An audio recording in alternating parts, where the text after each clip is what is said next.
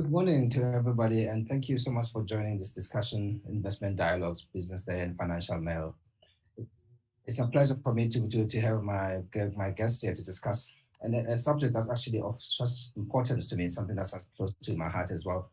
In, I should declare that before I became editor of Business Day, my last reporting job was covering asset management in Europe. So this is a subject that I feel quite close to, and and the whole issue of transformation, of course, is something that's we've been delving with for many years in this country. Like I was just even before I came to here, I was reading our financial sector charter, for example, dating back to 2004.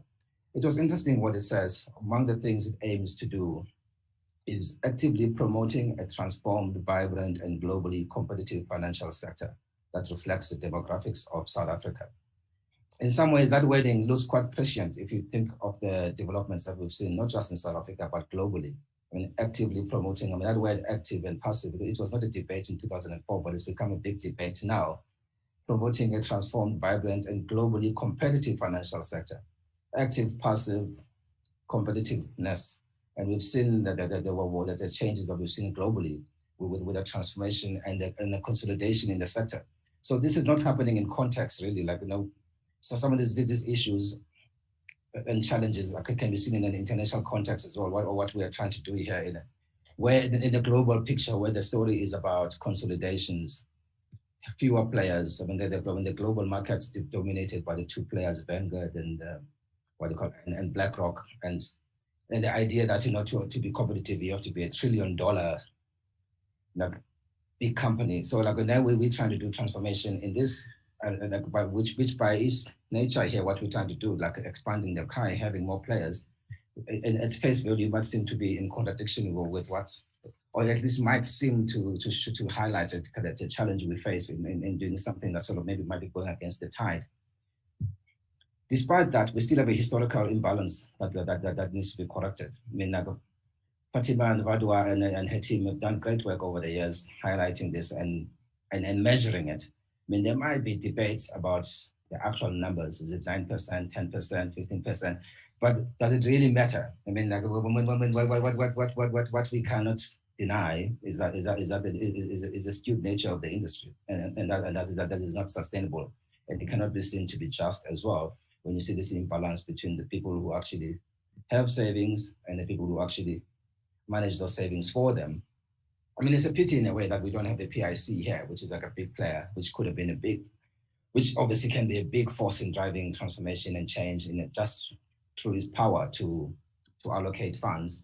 But that can come over time. But luckily, we do have Sanlam Investments, Robert Rue here, and who can give us a perspective, especially one of the big deals of the last year was a deal that Sanlam did with ARC, Smart Service ARC last year. And Robert, it'd be good to hear from your perspective how that deal fits into the debate and just the rationale and how it can support transformation, and how it actually maybe it has impacted on your business as well. And along in my panel here, I also got Khaki Matabane, who will also give us a perspective, maybe a broader perspective from a Black business perspective. I mean, there are issues that Khaki will focus on, what I'd like to know is exactly from a private sector perspective, why this, when we talk about the PIC, but Black fund managers are also struggling to get money from institutional investors. Is there an issue that, and also to deal with issues regarding just employment equity within the workplace? And then of course, our special guest, like I said, I'm going to try and keep it short because we might lose him a bit later, is the Deputy Minister, David Masondo. The reason that we are here actually is some comments that the minister put last year, a challenge he put to the industry, in a function with the Black Business Council. That's what actually piqued our interest and said we would try to put this forward. Minister, thank you very much and welcome.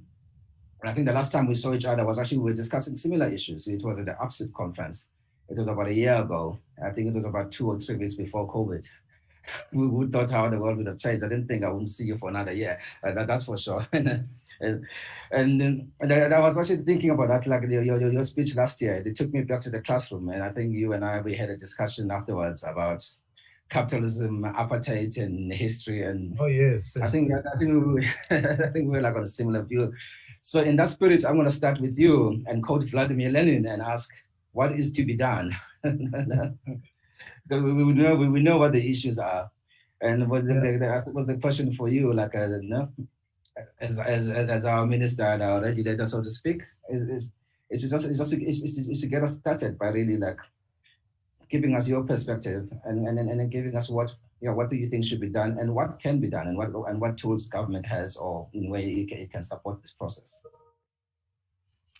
No, thanks, Lucanio and the fellow panelists and everyone on this platform, virtual platform. I think it's important to, I think you made a point about the, whether it's 9%, 15% and all that. I think one of the rebuttal I got from what I said last year is that by saying it's 9%, I mean, the black asset management, it's only 9% of the entire asset management industry. It's skewed because I excluded the PIC. I think there's a problem there in that rebuttal. One is that to present the PIC as a black-owned asset manager because it's owned by the state, it gives an impression that this government is a black government only. I mean, PIC belongs to all citizens of South Africa, black and white, and therefore you can't say, okay, there's PIC there, it represents black people. And secondly, the problem with that is that it deflects our attention from looking at the private sector insofar as transformation is concerned. Now, what is government doing insofar as this the transformation project is concerned? I think, firstly, it's important to first understand why the transformation has been slow from where I'm sitting. And I've tried to, if you like, just to organize my thoughts around it, to put some conceptual apparatus which will help me, which continuously to help me to think about what are the factors that explain the sluggish pace of transformation. And I've said there's demand side factors and the supply side factors that account for the slow transformation. And on the demand side, I mean, the question for me is who's demanding this transformation? What are they demanding? Are they strong? And I think maybe the CEO of BBC will say more about this thing. I don't think that there's a serious movement demanding transformation of the asset management industry. And black and white, I don't think that there's a strong movement that is making serious demands on the transformation of the asset management industry. The state can do its part, and I'll explain what we're doing insofar as that regard, insofar as that is concerned. Because transformation reform, you've got to have a movement that drive, that push, and I'm not talking about political movements here, but a very strong organized movement that puts certain demands around the transformation side. Now, on the supply side, it's a question of if there will be this demand, who will supply, who will meet this demand that will come from the actors in the industry demanding transformation. In other words, who are the enablers of transformation? The state has a major role in that regard. I think obviously it is the established asset managers, asset owners like retirement funds and advisors, and the state, and I'll talk about the state on what we are doing in that regard. Now, what motivates the established asset managers? They're in business of making money for their clients. That's the first thing that we do need to understand. What motivates asset consultants or advisors? They advise money owners on the basis of the expected returns from the allocated asset managers. So I think the question around transformation is that in addition to better returns for their clients, what can established asset managers, asset allocators, asset consultants can voluntarily do to enable transformation? And I think one thing they could do, offer training to Black asset managers, incubate Black asset managers to build their track record. And I think I will urge here that the Financial Sector Transformation Council, they really need to finalize the financial sector code for the financial sector, including the retirement scorecard. And this, in my view, will provide a compulsory codified agreement for transformation by the sector itself. Now, from the side of the state, what motivates us, what informs what we're doing is the constitutional imperative for transformation, because the equality clause in the Constitution requires the state to undertake measures to transform South Africa in different, in all the facets of our society. We're also motivated by inclusive growth. And what has the state done to meet, the demand that is there for transformation? And I think we also need to ask the question, can the transformation take place without any legislation? And I think we do need legislation, but it should not be onerous and draconian.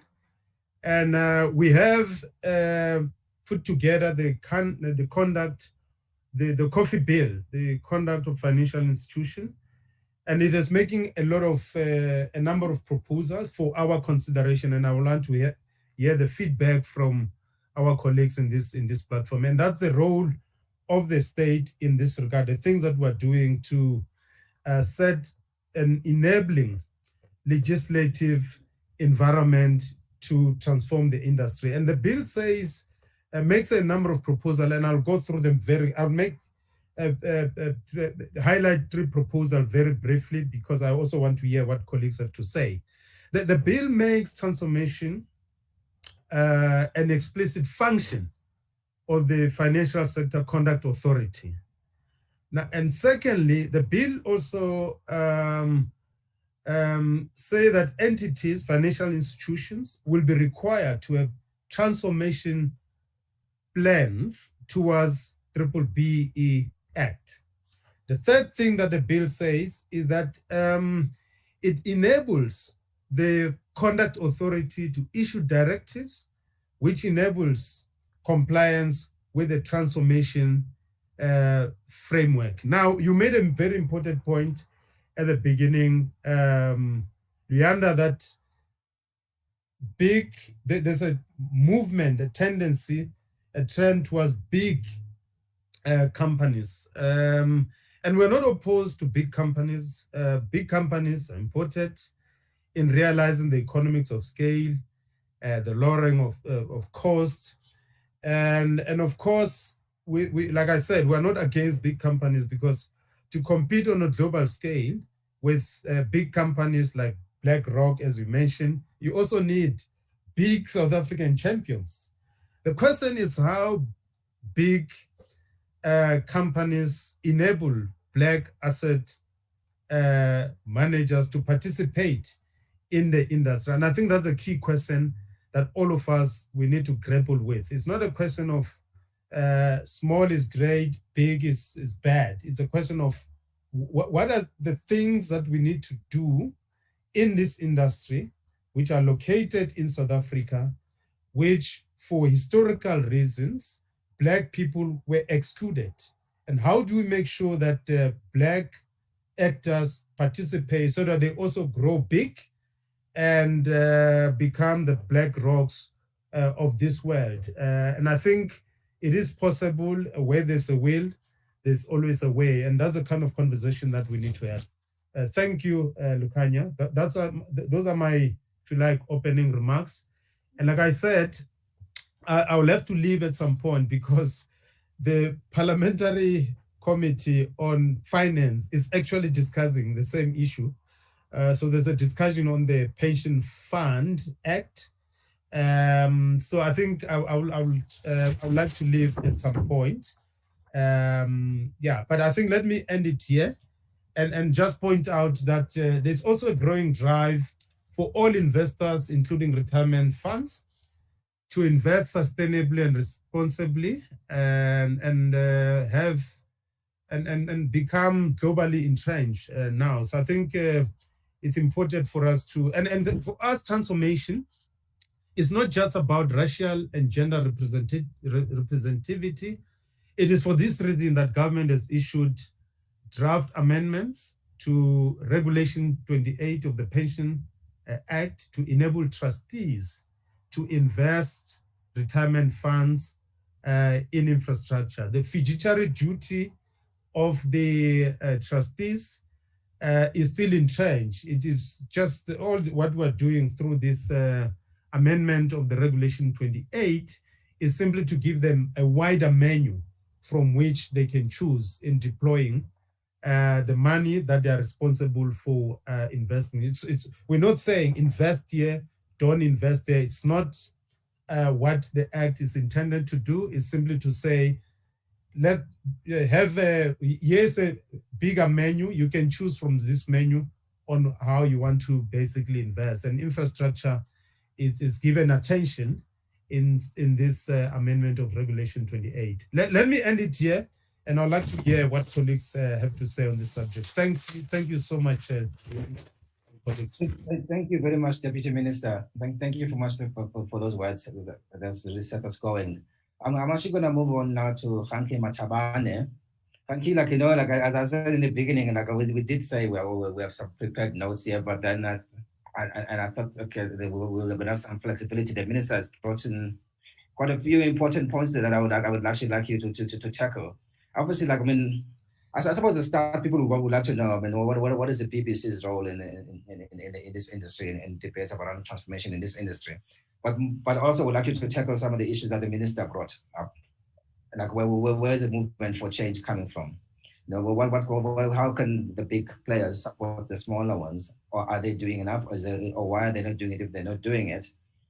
And then what the model? Yeah, like the minister that says there is a motivation there, constitutional and also a moral imperative. And I suppose like the big issue, like a voluntary system, does it work? Do we need legislation? Hanki, up to you. So if you can tackle some of those, I don't expect you to give all of them necessarily, but I thought just some thoughts.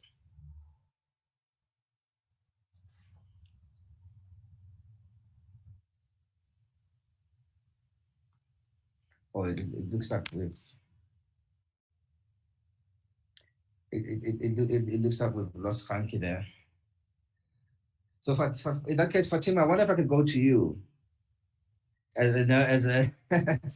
Because we always talk about your report every year. You've been, I think, more than anybody, you've been a sort of driver of this debate over the years. So maybe I should give you a chance to respond to some of the issues, what the minister said. You know, like as he said, as he makes the point there, like I don't think we need to like debate so much about the numbers, because I think that the overall picture is accepted, because otherwise we'll spend too much time. And then like I think your numbers are useful in giving us a guide. You know, they don't have to be 100% correct.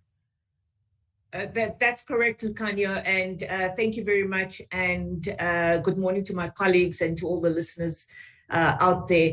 So I'm glad that the DM is still on the call at the moment, because I mean, there's a couple of issues here. The one issue is that where South Africa and government finds itself is that transformation is definitely something that's no longer a priority, and that's the feeling as Black participants in the market that we experience, and that's largely because the structural challenges with our economy definitely overshadow a transformation. I mean, when we had a surplus in government, when we weren't running a deficit, etc., transformation took center stage. But now that we are faced with a significant amount of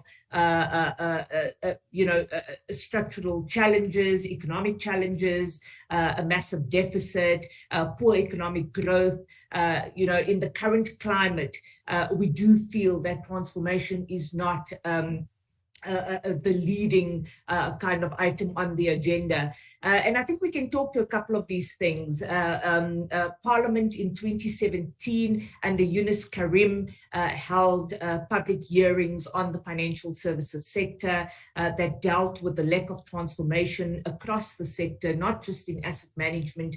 We're talking about bankers, we're talking about tow truck drivers and their issues around short-term insurance providers, etc. So it was a broad public hearing, and that committee published a report at the end of 2017, which meant that both government and constituencies within NADLAC had a responsibility to incorporate their suggestions in terms of legislation and practice going forward.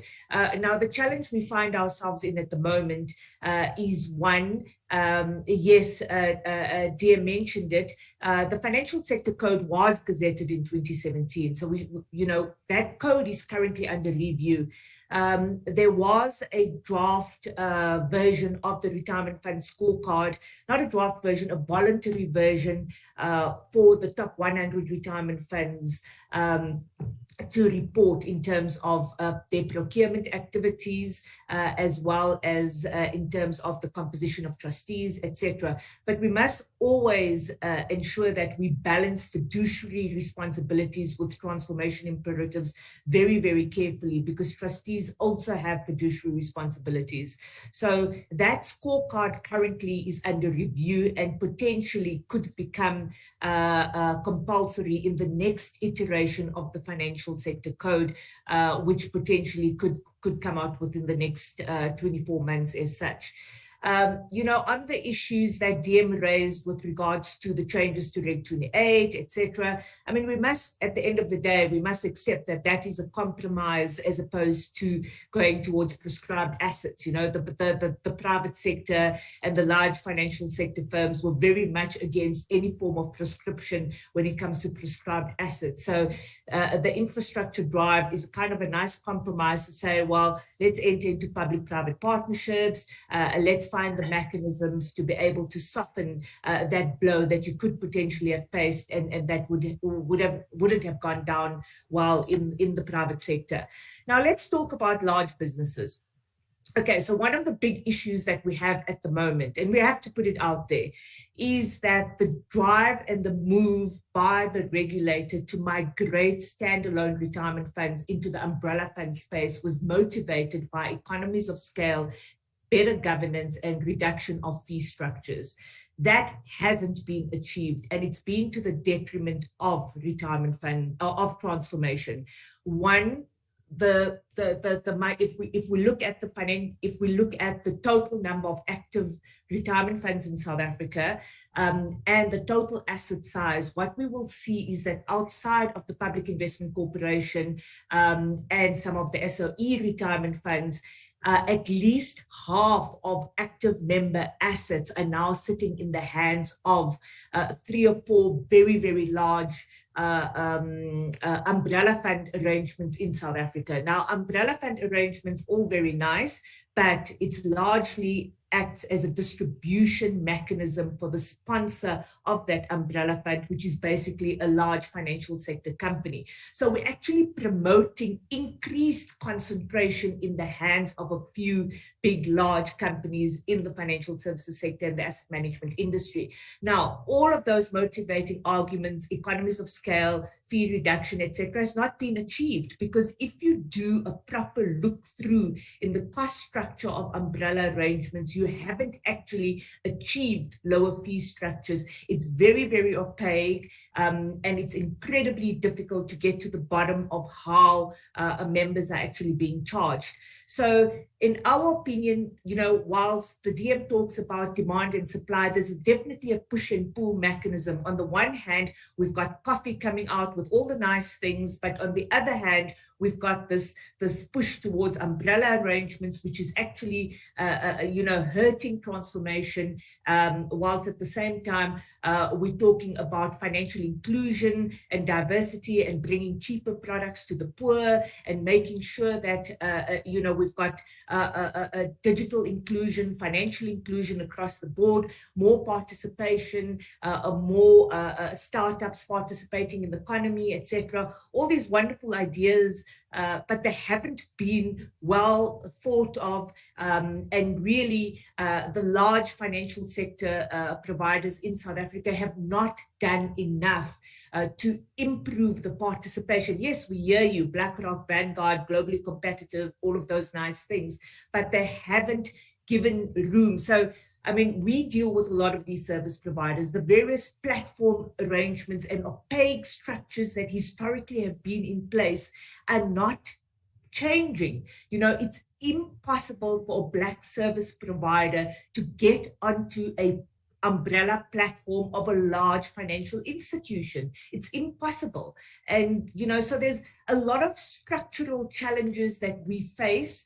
And I don't think it's as clear cut as saying, yes, we're going to ask financial sector providers to put in place a policy, because we must not forget that the Financial Sector Regulation Act and Twin Peaks came into play and got gazetted at the end of 2017. That gave the regulator, the FSCA, certain obligations in terms of executing its role and mandate when it comes to transformation. We want to see more, we want to hear more, and that balance between keeping the economy, generating economic growth, that, you know, and ensuring that transformation, it's not mutually exclusive. It's got to go together.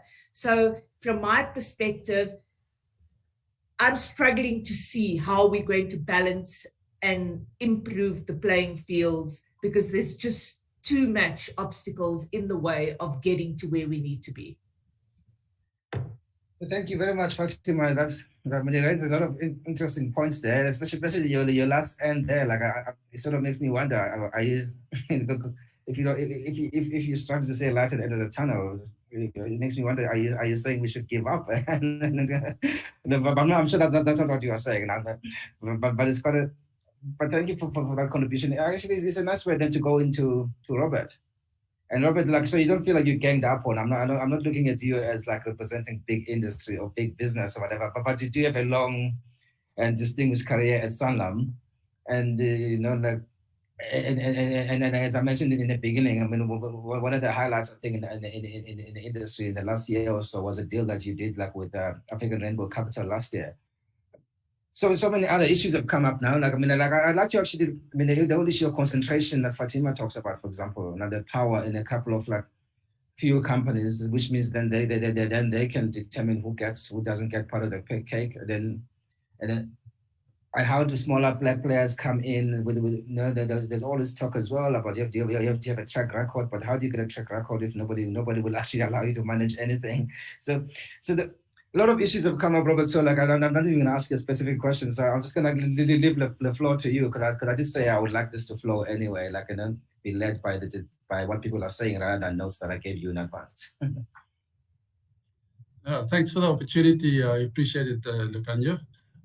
The one thing I want to start off by saying is I do think, so Sanlam has been engaging in quite a bit of research, because we see transformation as very important. So you will see in the next while that Sanlam Gauge will come out, and where we will really look at it objectively with independent people working with us to see the transformation and evaluate the transformation in the financial sector. It's a bit wider than just asset management.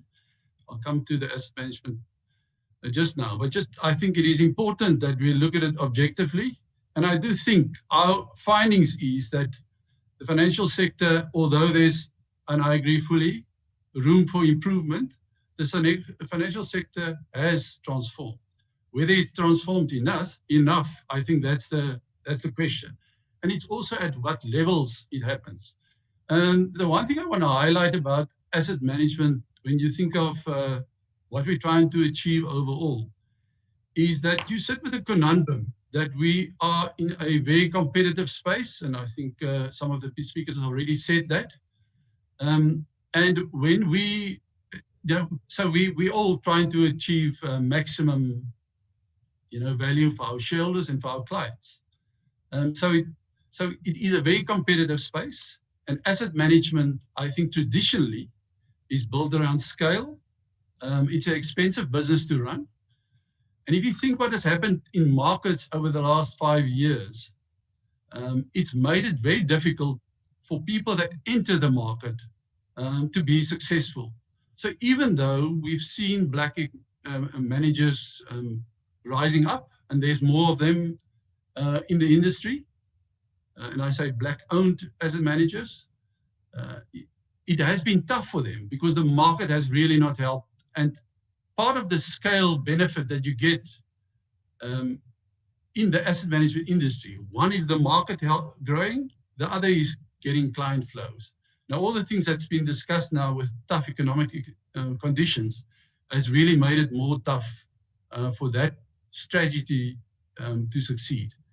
So where we've seen diversification as an opportunity, I think we're seeing a bit more fragmentation than in the industry, and it makes it difficult. So the push of consolidation that you're seeing across the industry worldwide, I think you will see that in South Africa happening as well.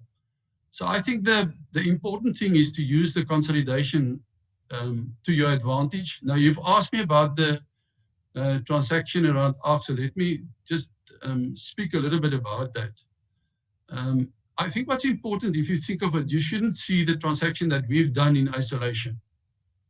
Sanlam has partnered with UB in the 2000s. So it's been a long-term partnership for Sanlam and for UB that has been very successful. I think in the long run, for any potential that we have in consolidation, in working to the benefit of all parties, is that long-term partnership. It was very easy for us to do a transaction with ARC because we've known Patrice and the people that has been part of our business for a very long period of time. We operate in the same manner, and it is beneficial to our company to partner with them. With that, we also get black empowerment, credentials, if you can put it that way, because we're now a black-owned asset manager, which I think is a positive. And I think you will need big players in the market to become black empowered.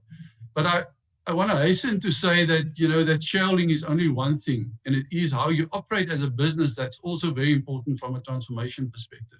And that is what we have to achieve within our businesses to make us competitive in the institutional market. And more so, it will happen in the retail market as well. We believe that the transaction will make us more competitive, and we also believe it will be good for our people working within the business. It is a long-term relationships that we're trying to build, we see that as just being a step in the right direction through transform, to help along.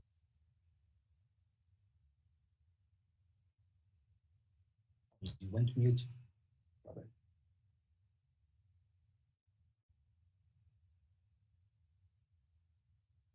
So, Robert, you sort of muted yourself there. Oh, I think it's happened again, Robert.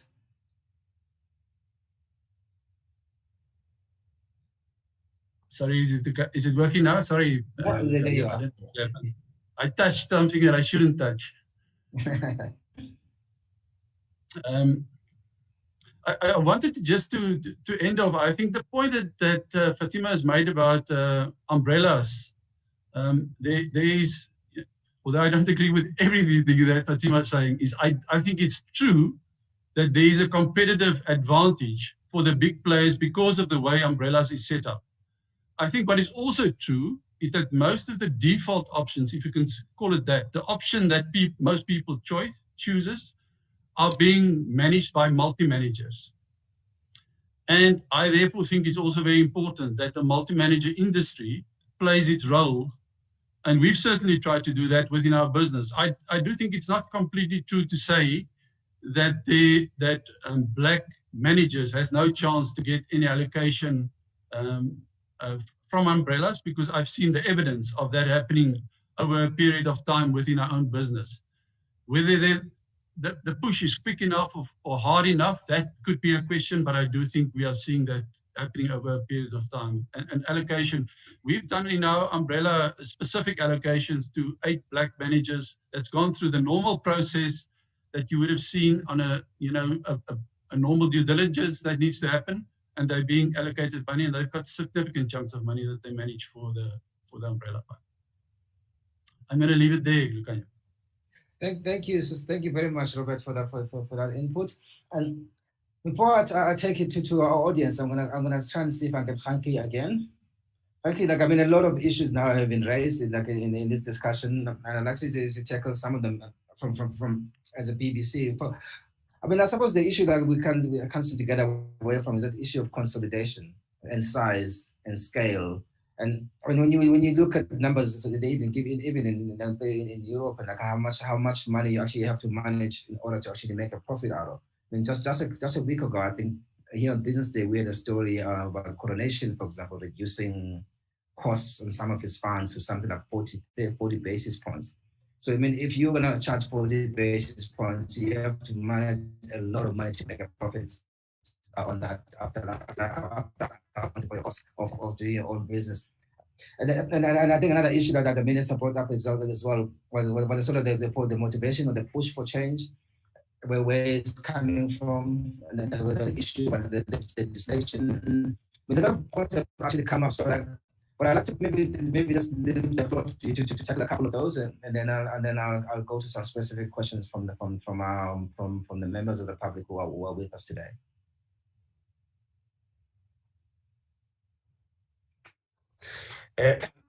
Thank you very much, Ukanyo, Deputy Minister and the fellow panelists. Apologies, we've got the load shedding here, so we're having those challenges as we're trying to grow the economy. I think we should basically go back to the beginning. The Black Business Organization that lobbies for legislation. We've lobbied for various legislation. I think the important one here and the relevant one here is the Triple B Act, and in the Act we're talking about two things. We've got Black empowered companies, which almost all the companies in South Africa will be Black empowered because you basically sell 25% and then you become Black empowered. And then we've got Black owned companies, which are companies that are 51% owned by Black people. And I think the issue is about it's not about the Black empowered companies. The issue is about Black owned companies.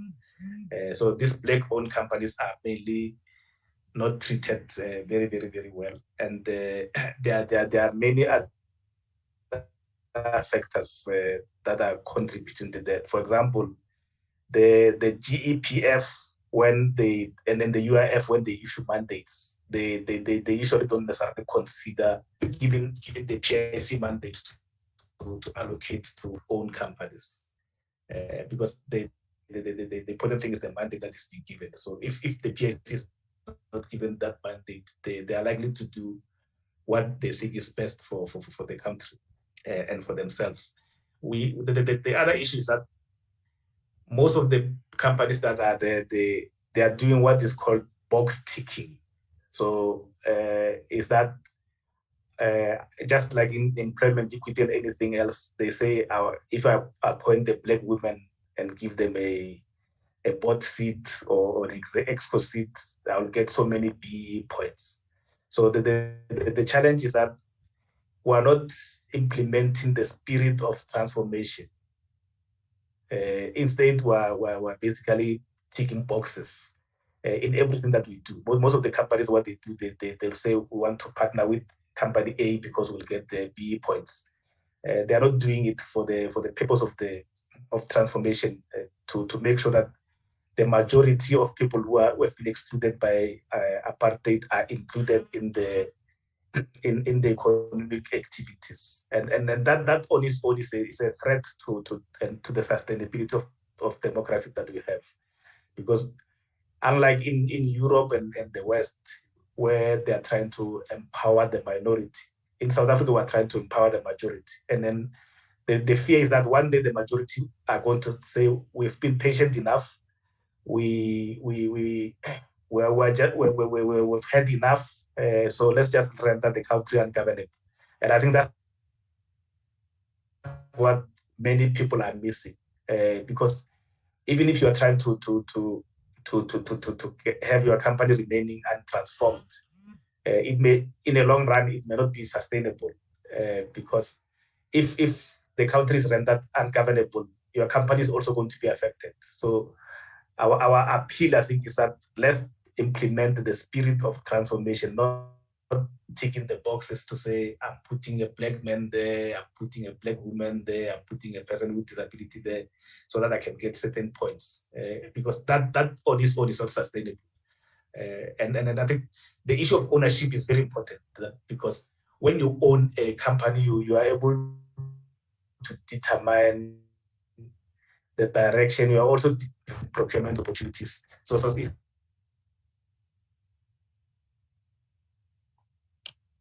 important that ownership is emphasized, because then you are able to determine what happens to any company. But our appeal, and I think we take the advice that the Deputy Minister has given, which is our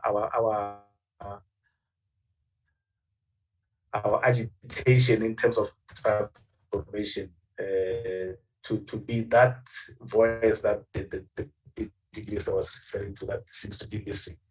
But I think we also need government to at any given moment, government to emphasize the importance of transformation, and making sure that all the people who are South Africans participate in the consent of the population. You are missing a good opportunity.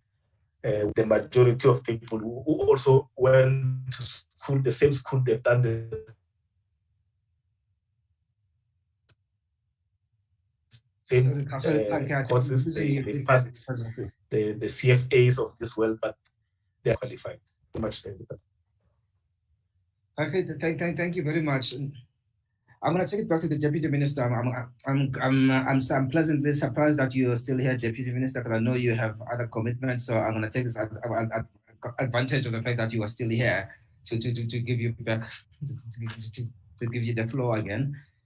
I think the issue that has come up, I think Fatima has brought it up, and then Frankie has also as well. Like, I suppose people are questioning the government's commitment to transformation. Like, is whether transformation it falls on the wayside during the bad times when we're trying to build the economy, when we're trying to fix our finances. I mean, do you accept that idea that there is somehow a conflict between our broader socio-economic goals of getting our economic goals, let's say, of getting the economy back into shape and getting the economy growing and fixing our finances, as we know are the challenges, and the very competing challenges on government. Do you accept the idea that this somehow then means transformation is no longer top of the agenda for the government? No, I think at the center of what we're doing, we're very serious about transformation. We are constitutionally obliged to carry out transformation. The equality clause of our constitution has imposed the transformative imperative. So it doesn't matter which government will be, or the party which will be in government, all of us, we've got a constitutional obligation to carry out transformation. And I think it will be important to hear what colleagues are saying insofar as the coffee bill, for instance, on what it's saying, which is an attempt to make sure that we do have transformation in the sector. So I think it will be interesting to hear what colleagues are saying insofar as these issues are concerned from the point of view of what the coffee bill is saying. And secondly, the point about the Regulation 28, like I said, I think we're not prescribing what trustees should invest the money in, because the money owners in the final analysis, they need better returns. And I think insofar as the infrastructure is concerned, it's going to be very important, particularly from the government side, to make sure that we uphold the user pay principle, because if this money is going to be deployed in different infrastructure programs, there has to be some return, because the owners of this money, the clients of the asset managers, they will require better returns. So I think it's important for us also to emphasize that point. And I think the point that Fatima is raising around the structural challenges, I will be interested to hear what their views are. In so far, do we need more legislative reform? What are those? And of course, those legislative reforms, they need not to be draconian in a manner that basically destroy the industry.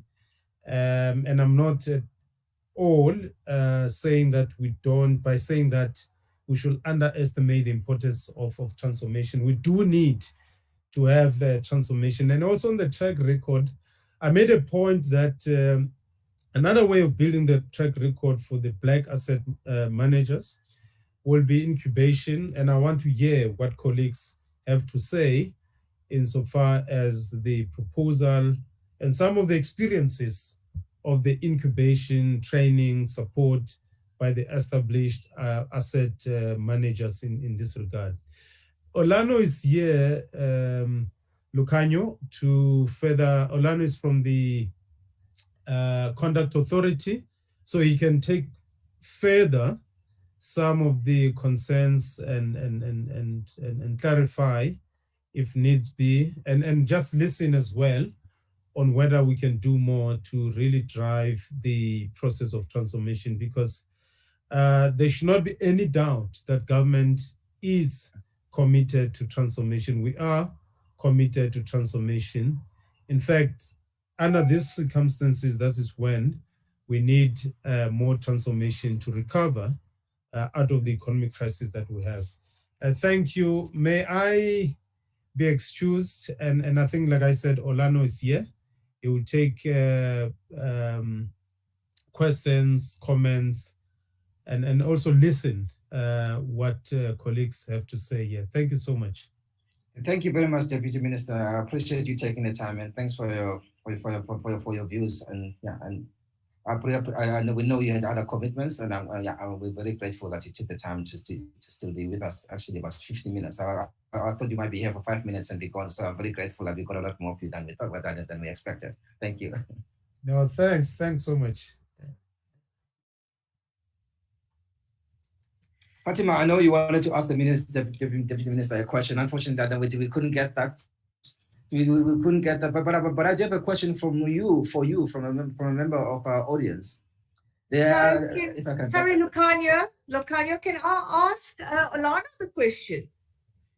Okay. No, that's fine. So my question really comes to, Regulation 28 of the Pension Funds Act has a specific clause that is included in every retirement fund's investment policy statement, which is 2C10.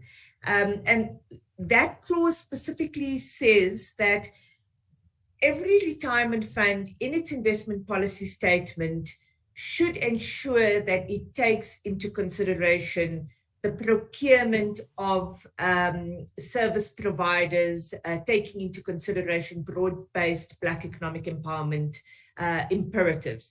What we struggle with from a practical perspective, and we're just putting it out there, is that there's a lot of blackwashing going on in the industry, right? And our colleagues from the BBC have said that. What we would like from the regulator is we would like a guidance note. We would like a guidance note so that the regulator can provide guidance to the trustees of retirement funds on how to actually apply the specific clause. the regulator issues a lot of guidance notes. You know, we've got the default regulations, we've got climate change imperatives, ESG, etc. And from time to time, we get these guidance notes, and they're incredibly helpful in helping us implement legislation. And I just wanted to know from the regulator if we can get some form of a guidance note that would really help trustees and advance transformation imperatives. Sure. So thank you, Fatima. We're not averse. So I'll still answer the question.